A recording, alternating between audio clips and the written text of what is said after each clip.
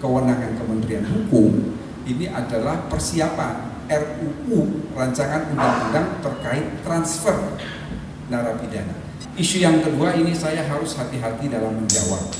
Mengapa saya harus hati-hati dalam menjawab? Karena mengenai kasus Bali 9, kemudian Mary Jane, lalu kemudian Prancis, ini bukan berada di bawah kewenangan Kementerian Hukum, tapi ini berada di bawah Kementerian Imigrasi dan Pemasyarakatan dan dikoordinasi oleh Menteri Koordinator Hukum, Hak Asasi Manusia, Imigrasi dan Pemasyarakatan. Apa yang ingin saya komentari yang merupakan porsi kewenangan Kementerian Hukum ini adalah persiapan RUU rancangan undang-undang terkait transfer narapidana. Ya, karena kalau kita lihat pada Undang-Undang Nomor 1 Tahun 2006 tentang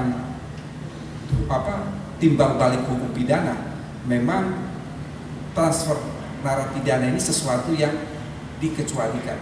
Kalau saya tidak salah ya, sekali lagi dalam pasal 4 Undang-Undang Nomor 1 Tahun 2006 tentang timbal balik hukum pidana itu memang transfer narapidana ini belum diatur. Oleh karena itu memang kita perlu untuk mengaturnya, bahwa ada rencana pemberian gerasi kepada para pengguna dan lain sebagainya. Sekali lagi ini prosedurnya dia berada pada Kementerian Imigrasi dan Pemasyarakatan, dan ini kemudian kalau teman-teman media menyaksikan beberapa media yang lalu, beliau Profesor Yusril sebagai Menteri Koordinator Hukum, HAM, Imigrasi dan Pemasyarakatan itu sudah memberikan statement bahwa itu akan dilakukan, tetapi kita harus melihat betul bagaimana prosedur hukumnya, ya, baik di dalam konteks Bali 9, konteks Mary Jane, maupun dalam konteks seorang narapidana yang berasal dari Prancis. Tentunya memang ada pertimbangan-pertimbangan kemanusiaan, dan kalau soal lapas overcrowded itu sebelum saya jadi wakil menteri pada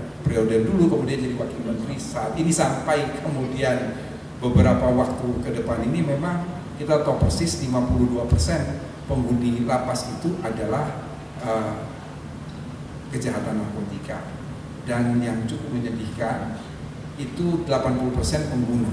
Yang lebih menyedihkan, sebagian besar pengguna itu BB-nya atau BB, barang bukti itu di bawah 1 gram. Tetapi karena undang-undang, ya mereka kan harus mendekam di dalam penjara minimal 4 tahun kan. Padahal barang bukti mereka itu di bawah 1 gram. Kalau kita mau lihat coverage itu berkisar antara 0,4 sampai 0,5 gram.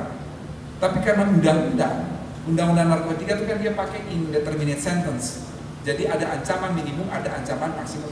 Ini yang akan kita perbaharui dalam RUU narkotika. Jadi kalau terkait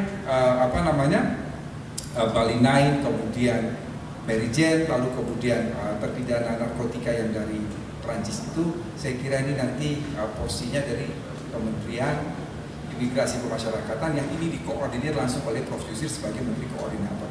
Tetapi bagaimana RUU ini ke depan untuk mengurangi overcapacity, untuk mengurangi crowdednya lapas, ini ada kewenangan dari Kementerian Hukum sebagai kementerian yang memang setiap undang-undang itu pasti akan melewati Kementerian Hukum. Ini menjadi tugas kita bersama. Jadi di dalam yang pertama saya ingin mengatakan, dalam RUU narkotika dan psikotropika yang baru itu, undang-undang psikotropika itu dimasukkan ke dalam undang-undang narkotika. Jadi memang kalau kita bicara sejarah terbentuknya undang-undang psikotropika, undang-undang psikotropika kan undang-undang nomor 5 tahun 1997. Sementara undang-undang narkotika waktu itu dirubah dengan undang-undang nomor 22 tahun 1997, kemudian perubahan lagi undang-undang nomor 35 tahun 2009. Yang akan dirubah ini adalah undang-undang nomor 35 tahun 2009. Kalau saudara-saudara perhatikan, psikotropika berdasarkan undang-undang nomor 5 tahun 1997 itu dia terdiri dari 4 golongan. Di dalam undang-undang nomor 35 tahun 2009 itu golongan 1 dan golongan 2 psikotropika ditarik masuk ke dalam golongan narkotika. Praktis, undang-undang psikotropika itu hanya tinggal pada golongan 3 dan golongan 4 yang itu sering digunakan untuk kepentingan kesehatan.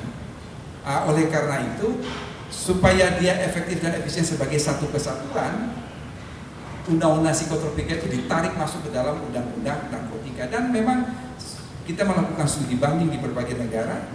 Biasanya undang-undang narkotika dan psikotropika itu menjadi satu, termasuk dalamnya adalah zat adiktif. Makanya dulu istilahnya adalah NAPSA, narkotika, psikotropika, dan zat adiktif. Ini dijadikan satu.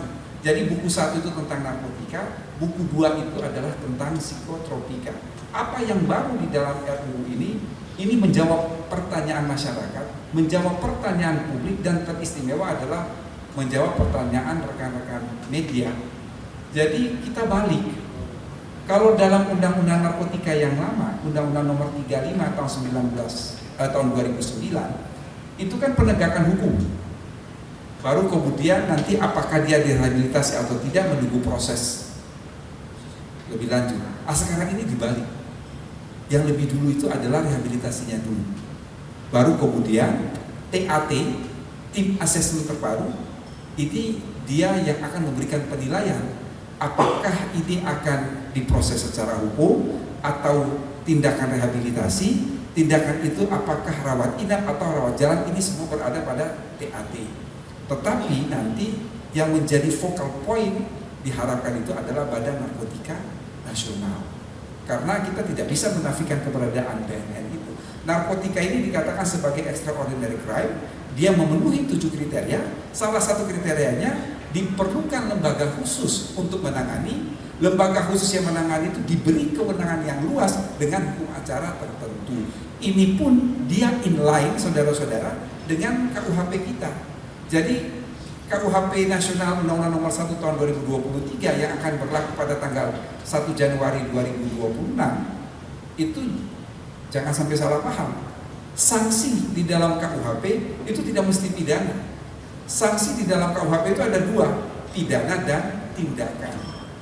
Di dalam RUU narkotika ini terhadap pengguna itu tidak dikenakan pidana melainkan tindakan. Tetapi ada syarat-syarat berdasarkan RUU yang sedang digodok oleh pemerintah dan DPR.